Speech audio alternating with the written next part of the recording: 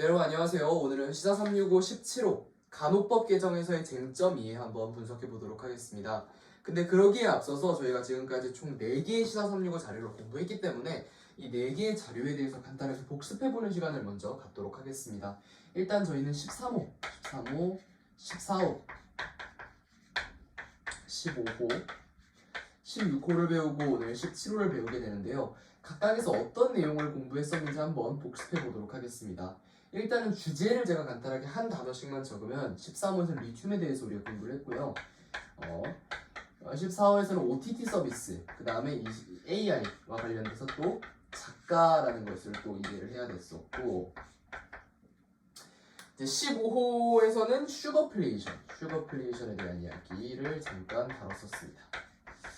슈거플레이션에 대한 이야기를 잠깐 다뤘었고, 16호 때는 집시법에 대한 이야기를 다루면서 집시법을 강화할 거냐 어떻게 할 거냐 뭐 이런 이야기들을 했었던 것으로 기억을 합니다. 그래서 하나하나 우리가 어떤 내용을 다뤘고 또 어떤 내용을 우리가 계속해서 기억해야 될지 하나씩만 조금씩 한 5분 정도만 한번 정리를 해보고 17호로 넘어가도록 하겠습니다. 일단 저희가 13호에서 뭘 배웠었냐면 리튬에 대한 이야기하면서 첫 번째 기사에서 무엇을 다뤘냐면 리튬을 국유화하는 문제에 대해서 좀 다뤘었어요. 좀 국유화 문제에 대해서 다뤘었다. 그래서 이 국유화의 개념 한번 좀 짚어봐야 된다는 거고, 그리고 나서 가격 상승, 리튬의 가격이 왜 상승하고 있는지 당연히 뭐 리튬 이온 배터리 같은 것으로 많이 쓰니까 가격이 상승하겠지만서도 왜 가격이 상승하고 있는지 이런 거 한번 봤어야 됐고, 그리고 나서 또 가격이 하락하는 모습. 왜 가격이 하락했냐 하면은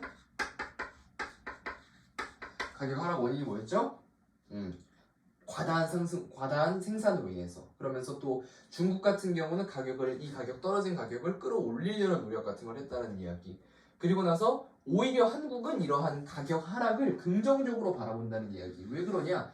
그렇다고 하면은 리튬 이온 배터리 가격이 하락하면은 싼 가격의 리튬 이온 배터리를 사와서 전기차를 개발할 것을 상정했을 때 중국과의 가격 경쟁력을 확보할 수 있다. 뭐 이런 이야기를 했었습니다. 그리고 나서 또 포스코가 이 호수를 인수하는 그런 이야기 했었죠. 기억나나요? 리튬이 나온 호수를 우리나라 기업인 포스코가 인수해가지고 사업을 하고 있다는 이야기, 뭐 이런 이야기까지 해가지고 총 4가지 쟁점에서 한번 이야기를 다뤄봤던 것 같습니다. 뭐 국유화는 당연히 무슨 말인지 알아야 되겠죠. 그러니까 리튬이 유망한 사업이다 보니까 2가지로 크게 나뉜다는 거예요. 하나는 뭐 나라의 타입이 2가지로 나뉩니다.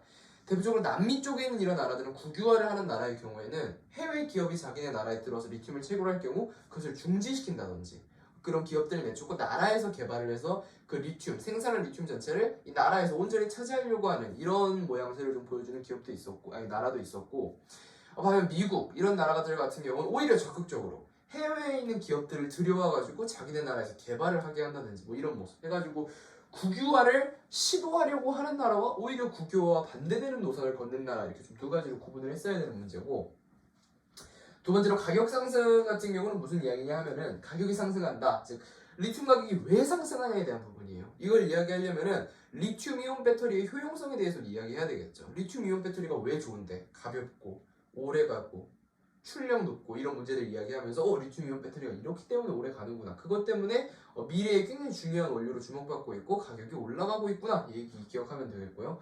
가격 하락 같은 경우는 그거죠. 왜 가격이 하락하고 있나? 시장 경제 원리에서 공급, 즉 생산이 많아지면 가격이 떨어진다. 근데 너도 나도 지금 다 리튬을 채굴하다 보니까 리튬 채굴량이 많아져서, 그죠? 광산 개발 확대로 공급이 넘치고 있다, 그죠? 광산 개발 확대로 공급이 넘치고 있어서 너무 많은 리튬 시장에 들어오다 보니까 가격이 떨어졌다. 그에 플러스로 전기차 생산 시장이 좀 위축되면서 중국 내에서 또 가격이 떨어지게 되죠. 왜냐하면 희소성이 떨어졌으니까. 전기차를 만드는데 리튬을 제일 많이 쓰는데 더 이상 리튬을 쓸 이유가 없어진 거죠. 그러면 가격이 떨어지게 됩니다. 또한 호수 인수라는 측면에서 보면은 쉽게 말해서 우리가 흔히 노다지다 뭐 이렇게 이야기하죠. 그래서 호수를 인수한다는 게 어떤 의미를 가지고 있는지, 우리나라 산업 구조에 있어서 쉽게 말하면 기존까지 우리나라는 닭이 나는 계란을 계속해서 수입을 했던 거예요. 근데 포스코가 이 닭을 사기로 결정한 겁니다. 이 닭을 사기로 결정해서 실제로 알을 낳는 이 닭을 자기네들이 보유하겠다고 이야기한 거예요. 그런 격입니다. 해가지고 호수인수가 어떤 가치를 가지고 있느냐까지 해가지고 총 4가지 측면에서 이야기를 하면 되겠습니다. 자, 두 번째로 OTT 서비스와 AI 작가에서는 이 얘기를 좀 주목을 해야 됐어요. 그래서 뭐냐면 사업 구조 변화에 따른 작가의 처우 문제, 그래서 작가의 처우 문제에 대해서 좀 다뤄봐야 되고, 그리고 두 번째로 작가의 처우 문제 다음으로는 무엇을 다뤄야 되느냐? 바로 생산형 AI에 대한 이야기를 다뤄야 됩니다. 그래서 조금 더 이야기하자면 작가 처우 같은 경우가 조금 더 AI랑 OTT와 관련된 이야기고, 이 생산형 AI 같은 경우는 AI랑 웹툰과 관련된 이야기로 주로 이야기가 풀어나갔어요. 이야기가 풀어나가셨어요. 일단 작가 처우 문제. 기존의 옛날 드라마 운영 방식, 불과 한 5년 전까지만 해도 OTT가 뜨지 않았을 무렵에는 이제 굉장히 뭐랄까 좀 직선적인 형태로 방송국 구조가 마련이 돼 있었어요. 어떤 식으로 위쪽에 거대한 방송국이 하나 있고요, 그죠? 이 방송국 산하로 내려오는 뭐가 있을까? 그죠? 작가팀이 있는 거예요. 그래가지고 커다란 큰 줄기 아래서 방송국, PD, 작가, 뭐 시청자 이런 식으로 일렬로 나열되어 있는 형식의 산업 인프라가 있었기 때문에 처우 문제가 비교적 낮다는 거예요. 아무래도 정직원 수도 많고 복지도 많고 조금 더 일도 타이트하지 않고 조금 더 여유로운 워라밸을 즐기는 그런 삶을 살 수 있었는데 OTT 서비스가 도입된 이후로 아주 시리즈 한 10편이 채 안 되는 그런 시리즈를 굉장히 인스턴트 음식처럼 빨리빨리 많이 찍어내는 문화, 거기에다가 수익 배분 구조도 명확하지 않죠. 이 OTT 서비스 같은 경우는 이 하나의 작품을 구매하여 본다, 혹은 시청률이 나오도록 생방송으로 본다, 이런 느낌이라기보다는 어떻게 하는 거예요? 내가 일정 비용을 내고 정기적으로 이것을 구독을 하고 내가 자유분방하게 작품들을 선택해서 보는 형식이기 때문에 이게 어느 정도로 사람들이 많이 봤는지도 헤아리기 어렵고 비교적 떨어지는 단가도 낮단 말이에요. 그렇다 보니까 어떻게 된다? 작가 처우가 안 좋아진다. 급속도로 계약직이 늘어나게 된다는 겁니다. 거기다 플러스 AI, 작가들이 하던 대부분의 일들을 이제 AI들이 대체하게 됩니다. 그러면서 굉장히 작가 처우가 안 좋아진다는 이야기예요. 왜냐하면 AI가 작가들이 할 일을 대체하면 작가들은 어떻게 되겠습니까? 작가들은 전부 직장 밖으로 나가야 되는 상황이 생기는 거죠. 이렇게 얘기하면서 작가 처우 문제까지 좀 건드려준 AI와 OTT 서비스에 대한 이야기였습니다. 거기에 플러스로 생산형 AI에 대한 이야기가 나왔는데 바로 웹툰에 대한 이야기예요. 옛날에는 사람들, 뭐 옛날뿐만 아니라 최근에도 그렇겠지만 웹툰을 다 사람들이 그리지 않습니까? 근데 최근에 어떤 문제가 생기고 있다는 거예요? AI를 활용해서 웹툰을 그리는 문제가 생기고 있다는 거예요. 근데 일반 사람들이 이걸 딱 들었을 때 이게 왜 문제냐 생각할 수 있어요. 야, 이게 왜 문제야? 그냥 AI가 웹툰 만드는 게 왜 문제야? 그 기술이 발달해서 그러는 건데. 근데 문제는 어디에 있느냐? AI가 웹툰을 만드는 것 자체에 문제가 있는 게 아니라 이 AI가 가지고 있는 데이터 수집 방법에 문제가 있다는 거죠. 이 AI가 어쨌든 웹툰을 그리려면 사람들 취향에 맞는 웹툰을 그려야 될 것이고, 사람들이 기존에 봐왔던 웹툰과 유사한 웹툰을 그려야 될 거 아니에요. 그죠? 그렇기 때문에 이 AI가 어떻게 한다는 거예요? 다른 사람이 그린 작품들을 무단으로 학습 데이터를 활용해서 그걸 바탕으로 학습을 하고 그거와 유사한 느낌의 그림을 그려서 생산한다는 거예요. 그렇기 때문에 생산형 AI는 단순하게 그린다는 문제가 있는 것이 아니라 이 그리는 과정에서 다른 사람들의 작품을 무단 도용한다는 점에서 문제가 있는 거예요. 생산형 AI가. 무슨 말인지 알겠죠? 이런 식으로 이야기를 짚어봤고, 그 다음에 슈거플레이션 문제인데, 이 슈거플레이션 문제의 제재는 뭐냐면 바로 간단하게 말하면 기후 문제입니다. 이 기후 문제가 가장 좀 중요하게 짚어야 될 부분이 아닌가 싶고, 이 기후 문제 이후에는 또 무엇을 생각해 봐야 되느냐, 바로 물가 상승이라는 좀 종합적인 그런 원인들을 짚어보면 돼요. 제 순서를 좀 잘못 썼는데 원래 물가 상승이 먼저 나옵니다. 자, 슈거플레이션이라는 이야기를 들었을 때 무슨 생각이 납니까? 설탕 가격 상승? 이러면 안 된다는 거예요. 그러니까 이름은 슈거 인플레이션, 즉 설탕 가격의 상승이에요. 근데 단순하게 슈거플레이션이라는 이름에 설탕 가격의 상승만 들어있다고 생각하면 오산이라는 거예요. 이 설탕이 단순하게 뭐 우리가 설탕을 퍼먹진 않잖아요. 그죠? 설탕 항아리를 따로 두고 하루에 설탕을 퍼먹는 건 아니니까. 하지만 우리가 먹는 대부분의 음식들에는 다 설탕이 조금씩이라도 들어가 있어요. 빵! 대표적으로 당연히 설탕 들어가 있겠죠. 그리고 나서 우리가 하물며 먹는 떡볶이, 당연히 달달한 맛, 설탕 들어가 있습니다. 이런 식으로 설탕이 많이 쓰이기 때문에 단순하게 설탕 가격이 올랐네 에서 지나는 문제가 아니라 뭐까지 이어져야 된다. 이 설탕 가격의 상승이 외식 물가까지 영향을 주고 종합적인 소비자 물가 지수라든지 장바구니 지수, 식탁 물가 지수 이런 거에 전체적인 영향을 미친다는 게 이 글의 핵심 제시였습니다. 아울러서 원인도 생각을 해봐야 된다는 거예요. 왜 물가가 오르냐라고 하면은 크게 두 가지 측면에서 봤습니다. 하나는 전쟁, 하나는 기후에서 다시 다루겠지만 전쟁. 지금 우크라이나랑 러시아가 전쟁 중이고 우크라이나랑 러시아는 최대의 곡창지대 중에 하나입니다. 밀이 생산되는 곳이죠. 중국에서 밀 제일 많이 생산한다고 나 세계지리 때 배웠는데 라고 하는 친구들은 세계지리 공부를 제대로 안 한 거예요. 왜? 밀을 세상에서 가장 많이 생산하는 나라는 중국이 맞지만 중국은 자원의 블랙홀 같은 곳입니다. 13억 인구를 먹여 살리기 위해서 그 많은 밀을 지들이 다 먹습니다. 그렇기 때문에 우크라이나랑 러시아에서 실질적으로 수출 대부분을 담당하고 있었는데 이렇게 두 나라가 전쟁을 하면서 밀 공급량이 줄어든다는 거예요. 그렇게 되면 전체적인 물가가 오르게 되겠죠. 식량 자원 측면에서. 아울러서 설탕의 주 원료는 사탕수수인데요. 이 사탕수수를 이용해서 에탄올을 만들고 그것을 연료로 사용할 수 있거든요. 전쟁이 되면서 자원 확보에 대한 위기감이 생긴 거예요. 무슨 말인지 알겠죠? 이렇게 전쟁이 계속되다가는 우리나라 잘못하면은 자원을 확보하지 못할 수도 있겠다 이런 생각이 들면서 이 자원들을 사탕수수를 이용해서 얻기 시작한 거죠. 그렇기 때문에 사탕수수가 설탕으로 이용되는 비율보다 자원 확보를 위한 에탄올로 이용되는 비율이 높아지면서 이런 식으로 이렇게 또 설탕이 줄어드는, 그럼 당연히 가격이 오르는 이런 문제점들이 생긴다라는 겁니다. 다음으로 이제 기후 문제를 좀 우리가 짚어볼 건데 기후 문제 굉장히 중요한 부분이었어요. 기후 문제. 계속해서 이야기했던 게 기후의 중요성입니다. 먼저 이야기하는 게. 일단 여기서 비교적 엘니뇨 이런 현상들 때문에 슈거플레이션 발생한다고 이야기했지만 후반부 가보면 기후가 지금 인류가 기후를 너무 많이 파괴하고 있다는 거죠. 지금까지 약 1000년 동안 인류가 올린 온도를 거진 몇십 년 만에 올렸다는 거예요. 굉장히 심각한 문제라는 것이고 사실상 우리 인류가 이 단순하게 네 발 달린 이 연약한 동물이 이 지구를 제패할 수 있었던 건 뭐 때문이야? 기후 때문이었다는 거예요. 근데 이런 식으로 기후의 덕으로 발전한 인류가 스스로 기후를 망치고 이것은 엄청나게 큰 역풍으로 다가올 수 있다는 내용을 다시 한번 짚어준 게 바로 이 기후 문제를 다룬 15호 슈거플레이션 지문이었습니다. 다음으로 보면은 집시법 강화에 대한 이야기를 나누는데 얘는 크게 그것만 알면 돼요. 찬성, 반대, 그 다음에 세 가지 포인트. 세 가지 포인트가 뭐였어요? 첫 번째, 심야 시간 0시부터 6시까지 집회를 하면 될까 안 될까에 대한 찬성. 두 번째는 뭘까? 범죄 이력이 있는 단체를 시위에 참여시켜야 되느냐 말아야 되느냐에 대한 문제. 마지막은 출퇴근 시간 문제. 이렇게 세 가지. 이 세 가지 포인트에서 시위를 제한하느냐 제한하지 않느냐. 국민의힘은 제한해야 된다. 왜? 다른 국민들의 권리를 침해하기 때문에. 반면 야당은 시위, 집회 시위의 자유는 헌법재판소에서 인정한 국민의 권리이고 아울러서 기존의 집시법에 대한 한 차례 이미 입장을 표명한 바 있다. 그렇기 때문에 안 된다라고 하면서 찬성 반대 입장에 첨예하게 부딪히는 그런 내용을 다뤘던 지문이었습니다. 여기 13, 14, 15호, 16호까지 정리를 해봤는데 되게 중요한 부분입니다. 이거.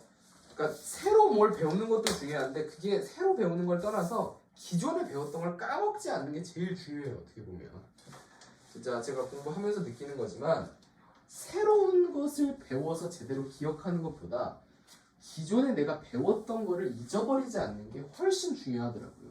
왜냐하면 새로 배우는 게 좀 늦을 수 있어요. 다른 사람에 비해서. 근데 만약에 내가 배웠던 걸 까먹기 시작하잖아요. 그러면 거기서부터 마이너스가 되기 때문에 급격하게 뭔가 공부하기 힘들어집니다. 그래가지고 이런 부분에 있어서 여러분들이 신경을 잘 써야 되겠죠. 해가지고 이렇게 복습을 다 끝냈고 오늘은 C4365 17호에서 간호법 개정에서의 쟁점 이해를 한번 들어가 보도록 하겠습니다. 얘는 글이 어떻게 구성되어 있냐면 쟁점 1, 쟁점 2, 쟁점 3 이렇게 나눠져 있어요. 그리고 나서 그 안에서 두 가지 의견이 나옵니다. 그래서 굉장히 얘도 아까 제가 이야기했던 집시법처럼 굉장히 문제 내기가 좋은 유형입니다. 그래가지고 얘도 마찬가지로 여기다가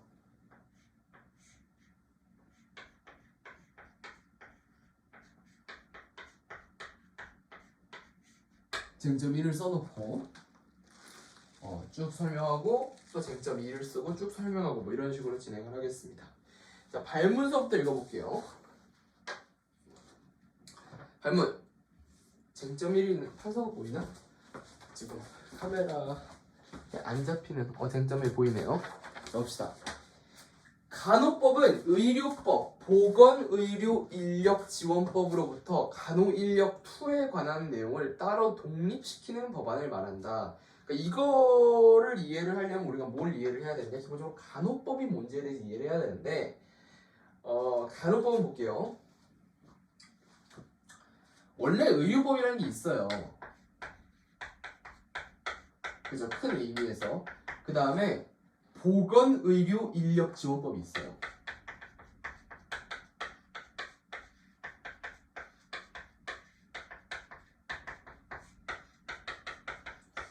그런데 이 두 가지 법에서 뭘 하나 따로 독립시키자 바로 간호법이라는 것을 따로 독립시키자는 의견이에요. 이 간호법이 뭐겠어요? 간호사를 위한 법이겠죠. 그러니까 의료를 위한 법과 보건의료인력지원법 이 두 가지 법안에서 하나를 분리시켜서 새로운 간호법이라는 새로운 법안을 분리시키자라는 의견입니다. 대한민국에서는 특히 2021년서부터 2023년 제21대 국회 법안을 5월 16일 대통령이 거부권을 행사하여 앞으로 국회에서 재논의, 의료단체들의 집단 파업 등 크게 논란이 발생했다. 자, 여기서 무슨 또 이야기가 나왔어요? 바로 법률안 거부권에 대한 이야기가 나왔습니다. 법률안 거부권. 이거 되게 이해를 좀 잘 해야 되는 부분이 지난번에 시장 365 잘 공부한 친구들은 잘 알겠지만 여기서 대통령이 뭘 행사했다 이거에 대해서 간호법을 이렇게 딱 대통령한테 제안했더니 대통령이 바로 법률안 거부권이라는 걸 사용했다는 거예요. 법률안 무슨 권? 거부권. 그러니까 기본적으로 우리나라 국회와 대통령 간의 시스템이 어떻게 돼 있냐면 국회에서 의결해가지고 법안을 발의하겠죠. 그래가지고 이걸 어디에 보내요? 대통령한테 보냅니다. 그러면 이 대통령이 답변을 하는 거예요. 혹은 no. 이 no에 해당하는 부분이 법률안 거부권이라는 거예요. 그래서 이 법률안 거부권이 한번 행사가 되잖아요. 그러면 국회에서 이 법안을 다시 표결합니다. 이래서 제적 인원의 3분의 2 이상이 동의하면 이 법안은 다시 보내져요. 근데 이 법안을 또 거부할 수 있을까요? 없을까요? 없습니다. 이때 이 3분의 2 이상이 동의한 이 의견 같은 경우는 무조건적으로 시행이 되는 거예요. 그렇기 때문에 대통령이 왕도 아니고 무작정 계속해서 거절할 수는 없다는 거예요. 그런데 사실상 대통령이 거부권을 행사하는 경우가 적습니다. 꽤 적어요. 이런 일이 거의 없다고 보면 됩니다. 진짜 손에 꼽을 정도로 없어요. 근데 왜 그런지도 좀 이해를 해야 되는데 이 법률안을 거부한다는 것 자체가 이 법률안이 나오게 된 과정이 뭐예요? 뭐 300명이 늘 출석하는 건 아니지만 거진 이 300명이 모여있는 국회에서 그죠? 300명이 모여있는 국회에서 국회의원들이 머리 싸매서 만든 의견을 표결의 방식을 거쳐서 많은 이들의 동의를 얻은 다음에 넘어온 거란 말이에요. 그렇죠. 그러니까 대통령한테 갔을 거 아니에요. 근데 이렇게 많은 사람의 민주주의적인 절차를 통해서 만들어진 의견을 대통령이라는 한 사람이 거부하는 거기 때문에 이 굉장히 좀 여론 파장이 셉니다. 자칫하면 약간 독재 이미지 같은 것도 좀 줄 수 있고 여러모로 안 좋은 영향을 미쳐요. 그렇기 때문에 법률안 거부를 웬만하면 잘 안 하는데 이 간호법 같은 경우는 법률안 거부를 했다는 겁니다. 그렇기 때문에 여기서 국회에서 재논의해야 된다라는 이야기가 나온 거고요. 그 다음에 집단 파업이 발생했다는 거예요. 파업. 그래서 직접적으로 드러나진 않았지만 이 파업 누가 있겠습니까? 간호사들이 있겠죠. 그러니까 간호법이라는 것 자체를 일단 왜 만들었겠어요? 이런 식으로 하나를 특별히 분리해가지고 법안을 만드는 이유는 딱 한 가지밖에 없습니다. 여기에 등장하는 사람들의 권리를 이런 것들을 보호하기 위한 목적으로 만드는 거예요. 가령 간호사들에 대한 처우를 개선하기 위해서 이런 일련의 목적들을 만드는 게 이런 간호법인데 만약에 이 간호법에 통과가 되지 않았다고 하면은 이 간호사들 입장에서는 이런 자신들의 권리가 상승할 수 있는 기회를 놓치게 돼버려요. 그렇기 때문에 간호사들이 당연히 파업을 하거나 이런 식으로 반발이 일어날 수 있겠죠. 자, 그러면 본격적으로 발문을 다 읽어보았으니 쟁점 1부터 가겠습니다. 지역사회 논란 및 간호사의 의료기관 개설 여부 봅시다.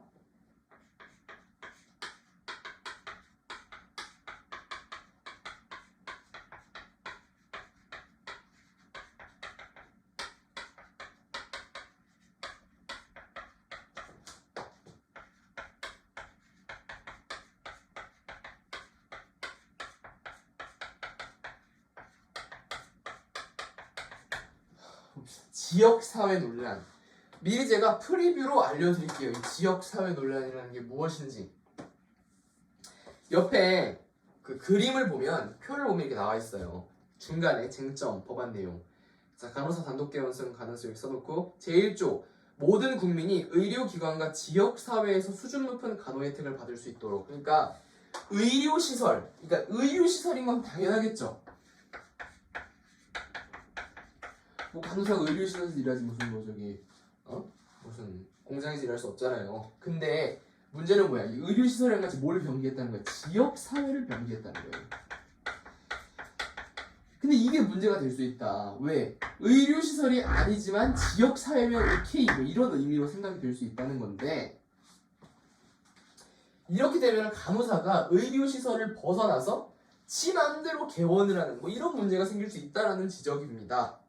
그래가지고 여기도 마찬가지로 크게 무엇으로 나뉘겠어요? 지역사회 표시를 삭제하자. 여기도 크게 두 가지로 쟁점이 나뉘는 겁니다. 하나는 뭘로 나뉘겠어요?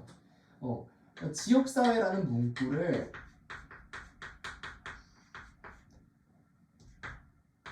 삭제해야 된다는 입장. 두 번째는 뭐겠어요?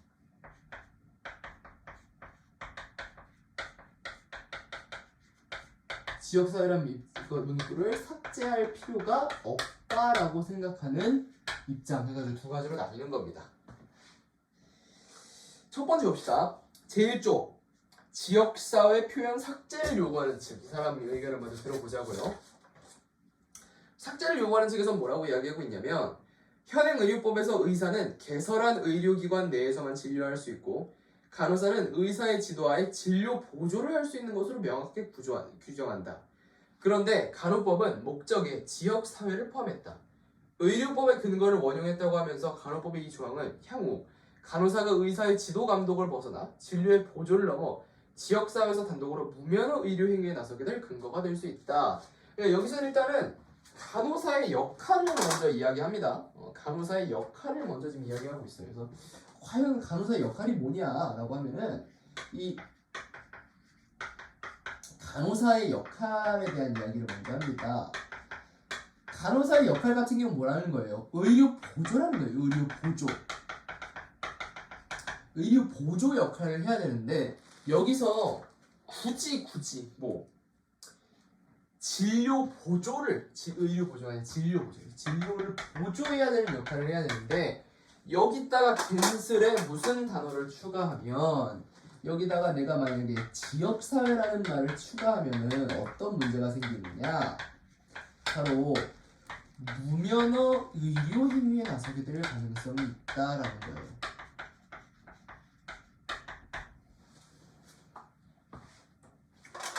지금 무슨 말인지 알겠습니까? 그러니까 이미 의료법에서 간호사의 역할에 대해서 규정을 해주고 있어요. 근데 굳이 새로운 간호법으로 이거를 분리시켜가지고 지역사회라는 명칭을 넣어버리면은 이것의 조항을 빌미로 해서 간호사들이 의사의 곁을 떠나서 지역사회에서 무면허 의료행위를 할 수 있다. 가령 간호사가 혼자 영업을 하는 거예요. 간호빵 이런 걸 차려가지고 무료 링거 나드립니다. 무료가 아니라 뭐 기분 좋아지는 약 나드립니다. 뭐 이렇게 해가지고 무면허 의료행위를 할 수 있다라는 겁니다. 자, 봅시다. 그런데 그지?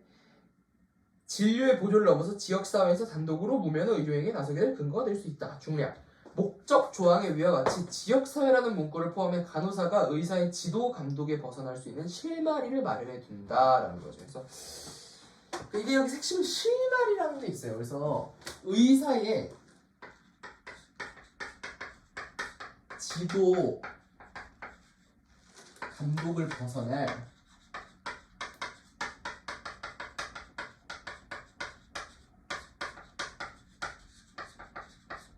실마리를 제공한다. 그 다음을 봅시다. 간호법이 제정되면 곧바로 법 개정을 통해 간호사 단독 개원의 법적 근거를 마련할 게 너무나도 저명하다. 그러니까 얘는 지금 뭘 하는 거냐면 심리적 가침, 합리적 의심을 하고 있는 거죠. 이게 무슨 소리냐면 추후에 법 개정을 통해서 실제로 이거를 가능하게 할 수도 있다는 거예요. 그러니까 그냥 간호법을 일단 이렇게 만들어 놓고 지금은 그냥 알았어 오케이 간호사가 혼자 개원 안 하면 되잖아 그지 해줘 라고 하고 그냥 이 법을 통과시킨 다음에 나중에 가서 오케이 기회 잡았다 하면서 바로 법 개정을 해가지고 간호사가 단독 개원하게 할 수 있다 뭐 이런 이야기입니다. 그죠? 너무나도 이게 자명하다 그죠? 라고 했었는데 사실 우리가 자명이라는 단어를 쓸 때는 되게 조심해야 돼요.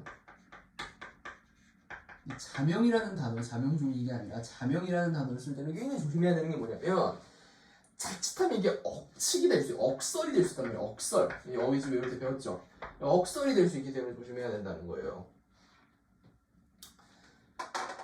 왜냐면 누구나 자명하다는 이야기를 할 수 있거든요. 근데 이런 말을 해버리잖아요. 그럼 상대방을 진짜 쓰레기로 쉽게 만들 수 있어요.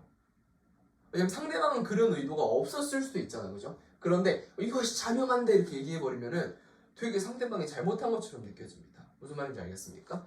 가령 내가 넌 누구한테 잘해줬어요.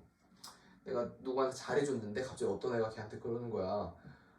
김세준 학생의 저런 행동은 아첨을 위한 것이 자명한데 이렇게 이야기하면 어때요? 뭔가 듣기 야 진짜가 이런 생각이 들잖아요. 요새 얘도 마찬가지로 이런 거는 좀 비판적으로 읽을 필요가 있다는 거예요.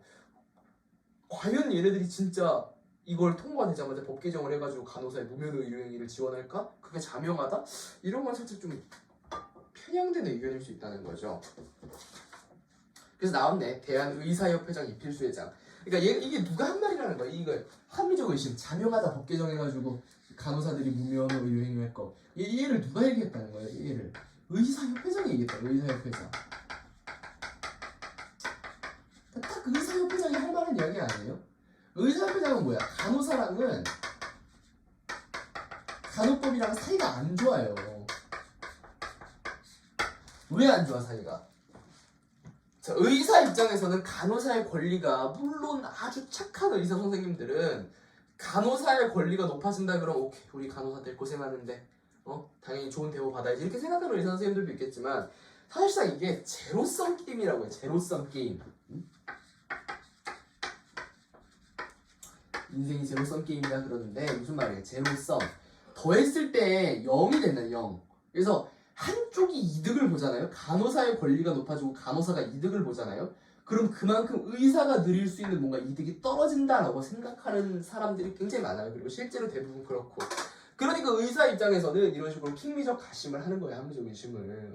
법 개정하는 거면은 법 개정해가지고 간호사 무면 의료행위 시킬 거지. 그래서 우리 밥줄 끊기는 거 볼 거지. 그러면서 자명하네 이런 식으로 비판하고 있다는 거예요. 근데 이런 거는 사실상 조금 너무 개인적인 의견인 것이고 이런 것을 뭐 100% 신뢰하면 또 안 되겠죠.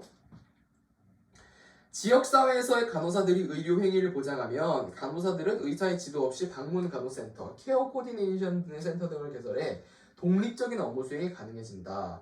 의료기관은 못 세워도 지역사회 독자적인 기관을 개설해 병원 밖에서 업무를 수행할 수 있다는 것이며 사실상 현행 의료법을 우회하는 길이 열리는 것이다. 그래서 이 사람이 계속 의견이 이어지고 있는 건데 뭐라고 계속 이야기하고 있는 거냐면 현행 의료법을 그죠? 현행 의료법의 우회로가 열리는 것이다. 라고 이야기를 하면서 무슨 이야기를 했냐면 병원은 못 세워도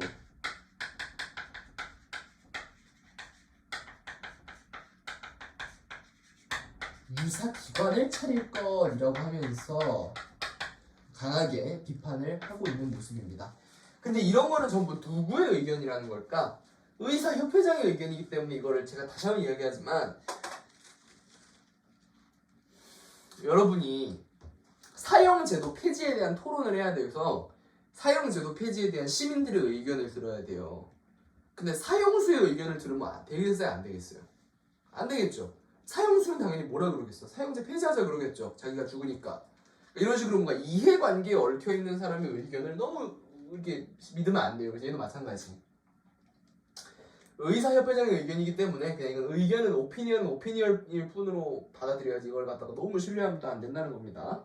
다음 봅시다. 이번에는 지역사회라는 표현을 삭제할 필요가 없다라고 하는 사람의 입장. 이거 한번 들어봅시다. 간호법에 명시된 간호사의 업무 범위는 현행 의료법과 똑같이 의사의 지도하에 진료의 보조를 시행한다는 것이다. 이게 뭐냐면 간호법이나 의료법이나 얘는 지금 의료법이랑 간호법이랑 다르다는 뉘앙스로 이야기하는 거. 얘는 뭐냐면 간호법이나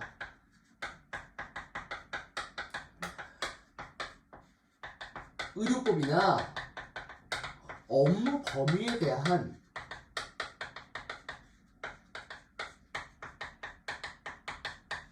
규정이 똑같다는 거예요. 똑같다.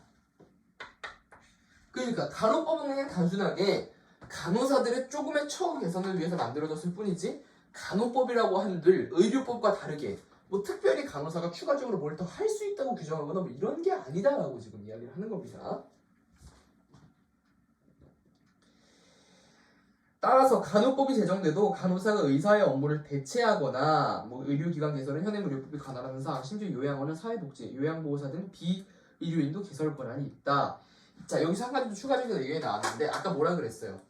병원은 못해도 유사기관을 세울 수도 있다라고 이야기했는데 실제로 팩트는 어떻다는 거예요? 이 유사기관 같은 경우는 이미 비의료인도 세울 수 있다. 즉 일반인도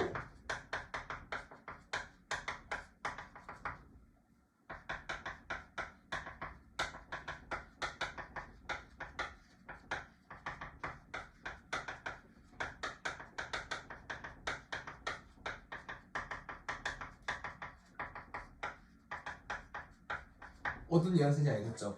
여기서 계속해서 지적하는 게 야 그래 간호사들이 병원은 못 세우더라도 지역사회에서 유사기관을 세워가지고 우리의 밥줄을 끊을 수 있지 않느냐? 무면 의료행위 할 수 있지 않느냐라고 하기를 하지만 이미 요양원 등 이런 병원이 아닌 유사기관들은 일반인 비의료인도 세울 수 있다. 이런 얘기를 굳이 왜 하느냐라고 지금 이야기하는 거예요. 지금 사회복지사도 세울 수 있다. 또한 다른 직종의 업무를 침해하는 일은 없다. 다른 직종의 업무 범위는 현행 의료법과 의료기사법이 관할하는 사항. 간호사는 이미 의료기관뿐만 아니라 노인복지시설, 장애인시설, 이동시설, 체육시설 등 지역사회 다양한 기관에서 90여 개 법률의 근거에 배치되어 있다. 그래서 그리고 또 하나 이야기하는 거. 이미 간호사는 어떻다? 간호사는 이미 지역사회에 배치되어 있다. 간호사는 병원에만 있는 게 아니다. 그렇죠?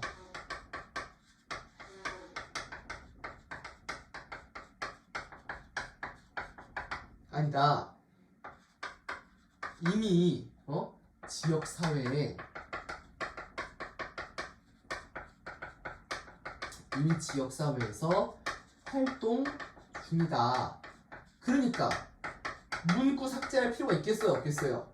없다라는 이야기입니다. 그죠? 이미 간호사는 지역사회에서 활동을 이미 하고 있어. 근데 왜 문구를 삭제해야 돼? 당연히 맞는 말인데 지역사회 이미 활동하고 있는데 이런 이야기죠.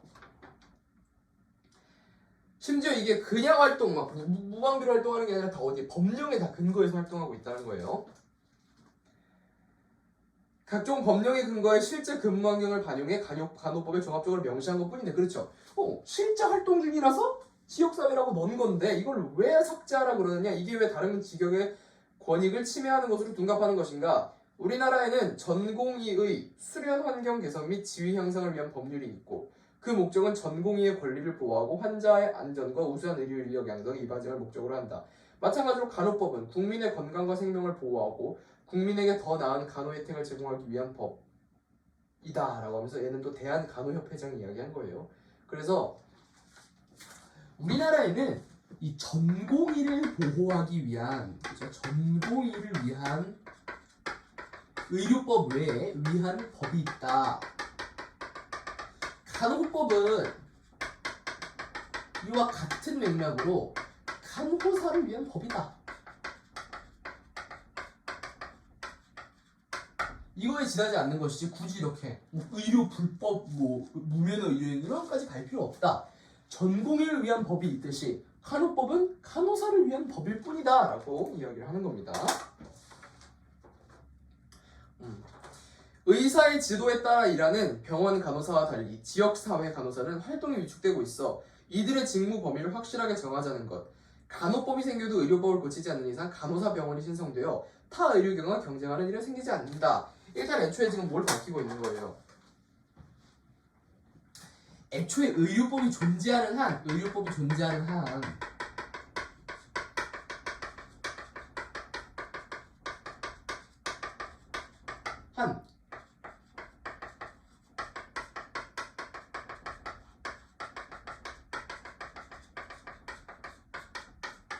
간호사 병원 같은 건 존재하지 않는다. 왜냐하면 의료법을 고치지 않는 이상, 그죠? 의료법이 이미 존재하고 이걸 고치지 않는 한 간호사 병원 자체는 존재를 할 수가 없고, 거기에다 플러스로 무슨 얘기하고 있어요? 이 지역사회라는 것을 넣은 이유가 있다. 굳이 간호법에 지역사회라는 를 포함시킨 데는 이유가 있다. 무슨 이유냐? 활동의 위축. 이미 의료기관 외에 지역사회, 요양원이라든지 노인복지시설 등에서 활동하고 있는 간호사의 이런 활동 범위가 위축되고 있는 상황에 대응하기 위한 방책이었다라는 거죠. 무슨지 알겠죠? 그렇기 때문에 이게 그냥 막 넣은 게 아니다. 다 이유가 있다. A시당초 간호법의 특별한 개설 권한에 대한 규정도 없으므로 추후 개정에서 개설을 할지 모른다는 타당한 반응 거라기보다는 대체로 이후 개정에 대한 우려라고 할 수는 있겠지만 의사 집단은 간호사들의 단독 개원으로 이어져 의료 영역을 침범당할 수 있다고 주장하는 억지다. 간호사는 의사의 지도하는 진료 보조만 할 수 있다고 법에 못 박아놓은 단독 개원은 불가능하다. 간호사 업무 영역의 확장으로 입장이 잠식할 수 있다는 간호조무사, 응급구조사 등의 의구심은 그래도 이해할 만하다. 일말의 우려를 불식시키려면 시행령을 등을 통해 구체적인 업무 병행을 명확하게 규정하면 될 것이다 라고 이야기한다. 그래서 차라리 여기서 이야기하는 게 뭐냐면 차라리 우리가 인정하는 것보다 차라리 의사에 대한 것은 전혀 인정할 수 없겠다. 의사의 이런 밥줄을 끊길 수 있다는 생각은 못하겠다. 다만 간호조무사라든지 이런 사람들의 일자리는 내가 인정하겠다. 그러니까 어떻게 하자? 시행령 등을 통해서 우리가 정확하게 이것을 규정하면 될 일이다 라고 한 거죠. 그래서 이거 하나 그리고 또 얘기하는 게 간호사랑 간호조무사랑 다른 직업입니다. 모르면 안 돼요. 간호사랑 간호조무사랑 다른 거예요.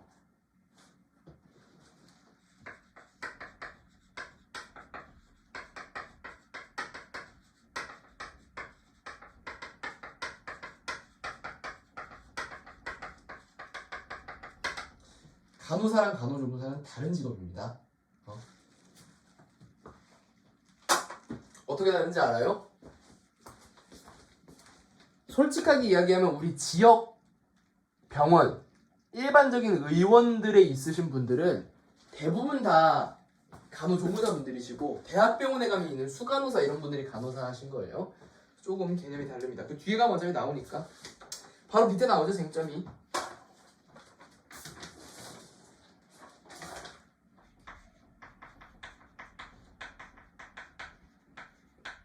쟁점이 뭐예요? 간호조무사의 학력상한 제한 문제.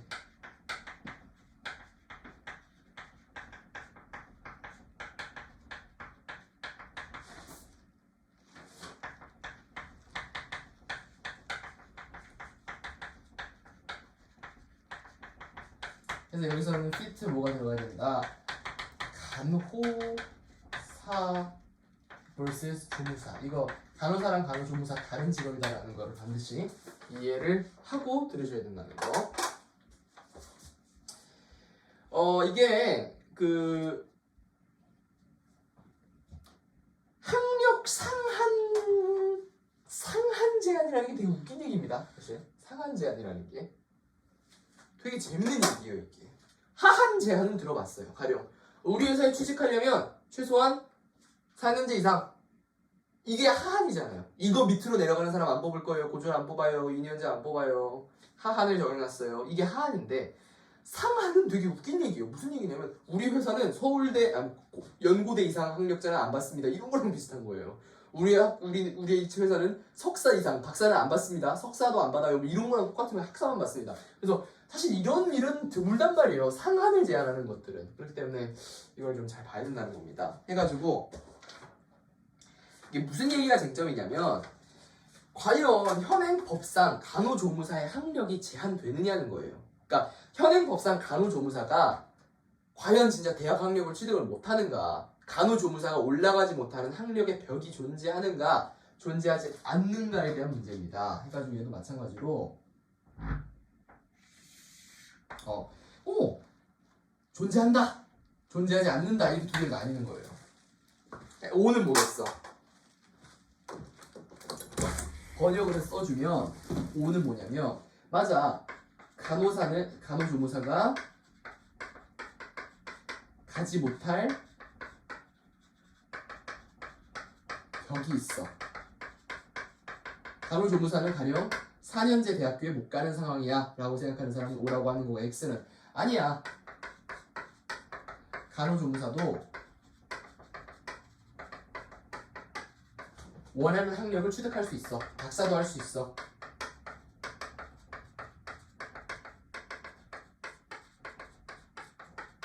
두 가지로 나누는 거죠. 간호조무사는 가지 못할 벽이 있다. 간호조무사는 박사 따고 싶어도 못 딴다. 박사 따려면 간호조무사 못한다. 이런 이야기가 5인 것이고, 아니다, 간호조무사도 원하는 거 할 수 있다 라고 생각하는 게 X. 5 보면은 제한한다가 대표적으로 5 부분인데, 대한간호조무사협회 곽지연 회장은 간호조무사의 학력 제한으로 간호조무사는 법적으로 고등학교 이상 학력을 인정받지 못하는 것이라고 주장한다. 뭐라는 거예요? 간호조무사는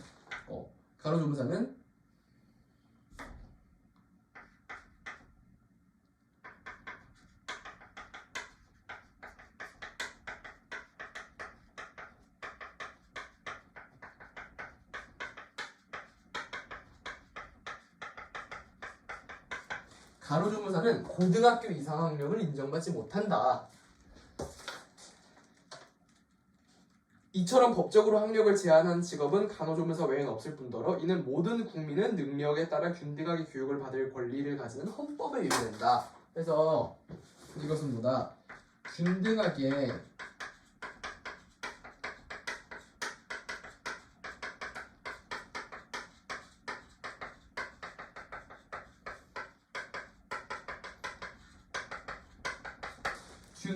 교육받을 수 있는 권리를 침해한다. 문제되는 간호법 조항은 우선 간호조무사의 자격을 특성화고 간호관련학과 졸업한 사람, 고등학교 졸업자로 간호조무사 양성소 교육을 이수한 사람 등으로 규정한 부분이다. 그래서 간호조무사의 자격 자체에, 그래서 그러면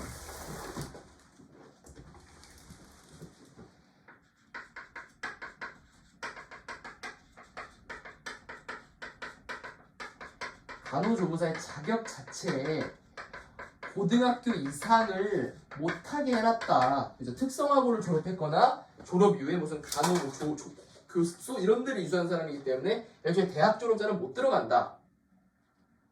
이 조항에 반발해온 간호조무사들은 간호법에도 수정 없이 그대로 들어가 채 통과됐다는 것을 규탄한다. 그래서 이런 것은 이 간호법에도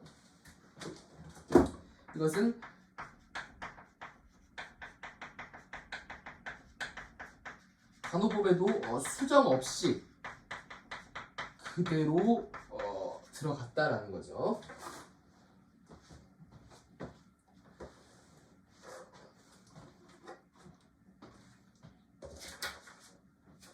다음으로 제한되지 않는다 한번 읽어볼게요. 제한되지 않는다. 다음 페이지. 현행 의료법에서 그대로 규정을 가져온 것이므로 간호법의 문제라 할 수 없다. 그죠? 얘는 이미 무슨 말이야? 얘는 현행법에서 그대로 가져온 거에 따라서 간호법은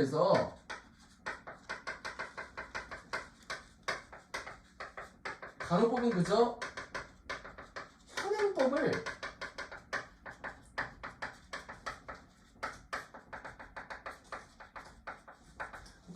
현행법을 그대로 가져온 거기 때문에 전혀 문제될 게 없다. 전문대학이나 대학교 졸업사, 물론 석박사라도 간호조무사학원에 다녀 자격을 취득하는 것이 가능하다. 학력에 상관없이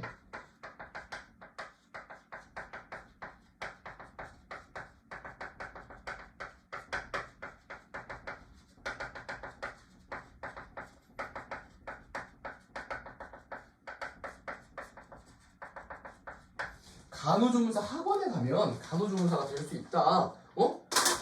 의학 박사도 간호사가 될 수 있다. 간호조무사가 될 수 있다. 오히려 국민의힘과 보건복지부가 참여한 당정협의의 결과로 탄생했고 간호조무사협회가 지지하는 간호법 중재안 내용에 따르면 간호조무사의 자격 부분에 현행 의료법 80조 2항의 내용을 삭제하여 고졸 인원의 자격 취득 가능성을 더 제한하고 있다. 특히 이전부터 간호조무사협회 측은 전문대학의 간호조무학과를 개설하여 간호조무학 졸업자에게는 졸업과 동시에 자격증을 발표달라고 주장하고 있다. 교육부 역시 간호조무 학력 조정을 반대하는 이유로 전문대 간호조무학과를 설치하는 것이 과잉학력 유발 등 사회적 낭비일 수 있고 전문대 간호학과 외 간호조무학과가 추가로 설치되면 같은 학교급 안에서 학과 간 위계가 생긴다는 점을 우려했다. 무슨 말이냐면 좀 어려운 이야기인데 첫 번째로 오히려 전문대 같은 데서 간호학과를 만들면 그냥 고졸도 사실상 간호사가 되는데 전혀 문제가 없다. 간호사 오케이. 근데 학교가 생겨버리면 전문대학교 같은 데서 학과가 생겨버리게 되면은 불필요한 인력을 낭비하게 된다. 불필요한 교육을 받게 된다.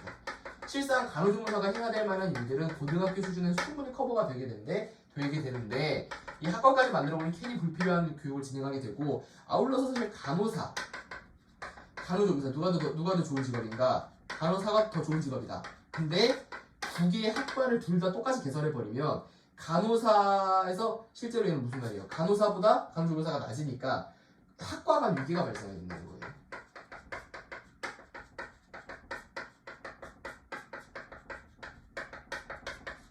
그러니까 이런 거야.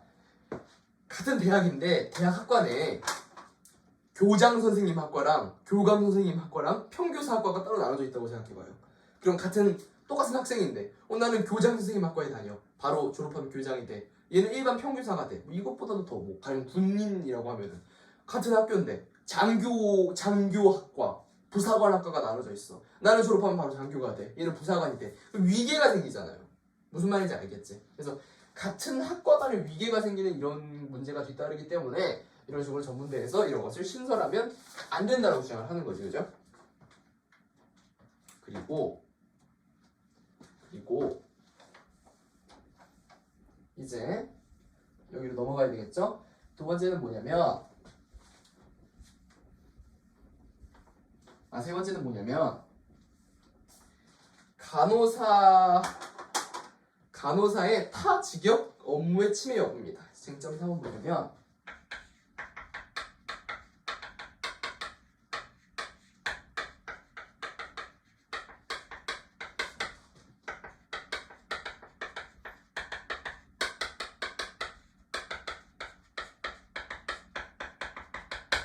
간호사가 타 직역, 즉 다른 직업군을 침해하느냐에 대한 여부입니다. 그래서 얘도 마찬가지로 두 가지로 나뉘겠지? 하나는 뭘까? 침해한다.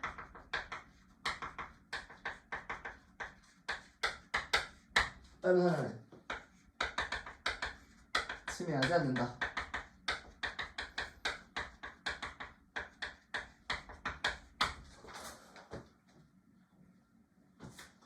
선이 너무 삐뚤게 그려졌죠?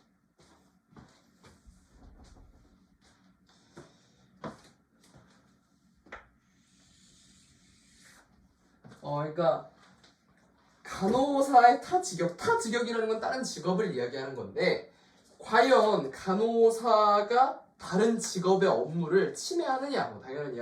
당연한 물음인데 침해한다는 입장을 들어보면 대한의사협회 이필수 회장은 간호법은 간호사의 업무 범위를 더욱 확장해 보건의료 직역의 영역을 침해합니다.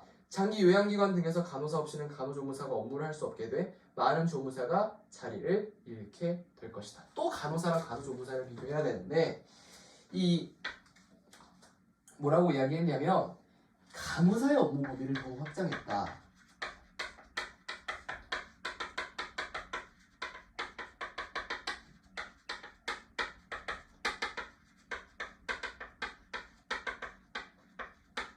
간호사의 업무 범위를 확장해가지고 무슨 문제를 야기시켰냐면 그래서 간호사 없이는 간호조무사가 문제를 해결하지 못하게 일을 못하게 이런 상황을 조성할 수 있다 라는 이야기. 첫 번째로 간호사 없이 간호조무사가 문제를 해결할 수 없도록 했다. 현재 장기 요양기관은 시설 형태마다 인력 기준이 상호하나 간호사 혹은 조무사를 필수로 배치해야 한다. 간호법이 제정되면 촉탁 의사의 지도하에 업무를 수행하던 간호조무사는 간호사의 지도하에 업무를 수행하는 것으로 달라지게 된다. 즉 장기 요양기관은 간호사 한 명을 반드시 채용해야만 조무사를 운영할 수 있다. 두 자격증 소지자 중 한 명만 채용하는 노인복지법 규정상 사실상 조무사는 갈 곳을 잃는다. 무슨 말이냐면 되게 중요한 얘기인데 한 기관에 간호사 or 조무사 한 명만 취직이 되는 상황이에요. 그런 상황에서 간호사 혹은 조무사 한 명만 취직이 되는 상황에서 조무사는 간호사 지도 아래 업무를 해야 한다면 간호사를 쓰겠어요? 조무사를 쓰겠어요? 당연히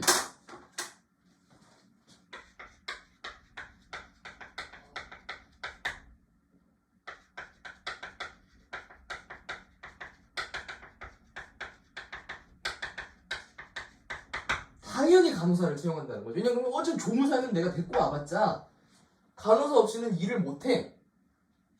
그럼 당연히 조무사를 쓴다는 거야. 당연히 조무사를. 당연히 간호사를 쓴다는 거야. 간호사. 그러면은 결국 어떻게 된다?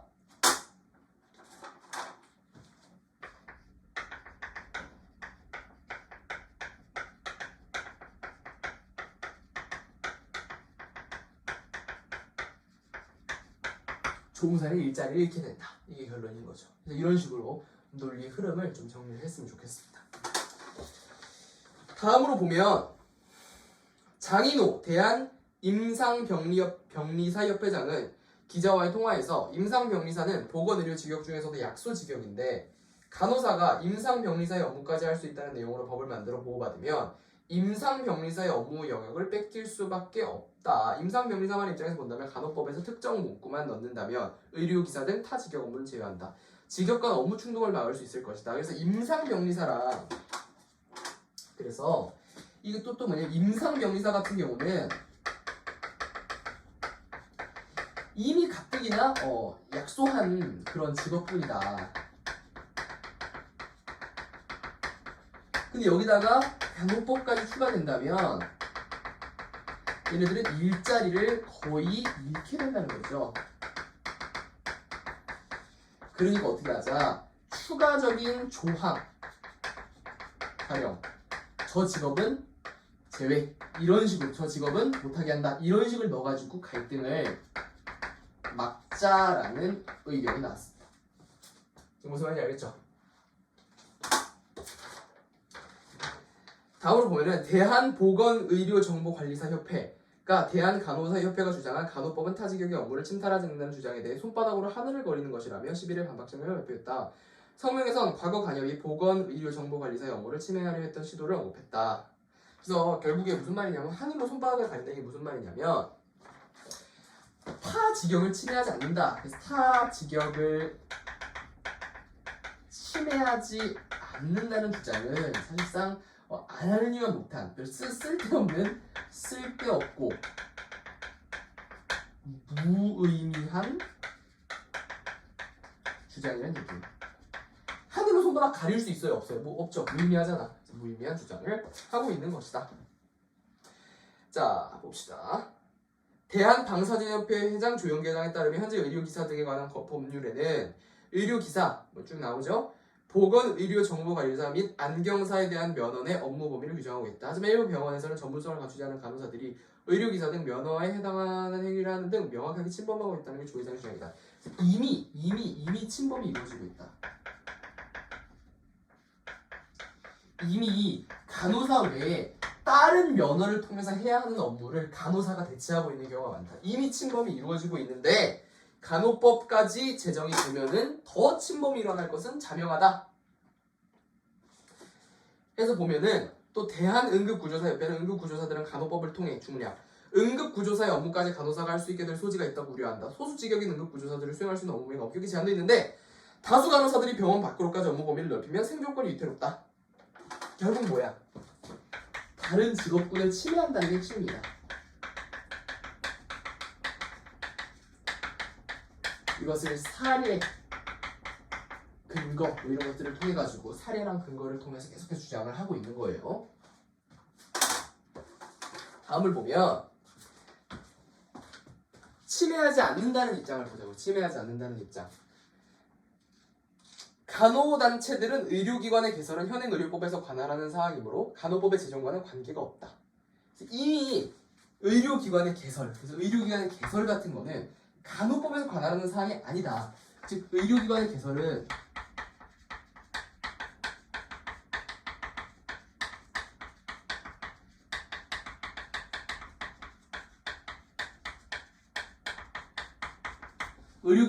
간호법과는 일단 관계가 없으니까 말할 필요가 없고, 또한 간호조무사의 학력상한 제한은 현행의료법에서 관할하는 사항이므로 간호법과 관계가 없다. 그러니까 즉 전부 간호법과는 관계가 없다. 또 뭐도 학력 문제도 학력 문제 역시 간호법과는 관계가 없다.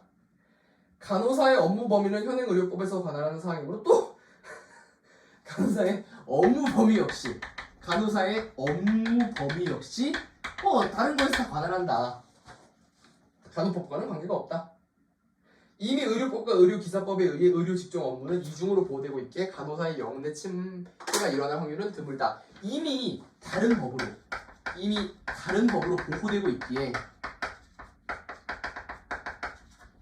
보호되고 있기에 침해가 일어날 가능성이 아주 적다. 이렇게 이야기하는 거죠.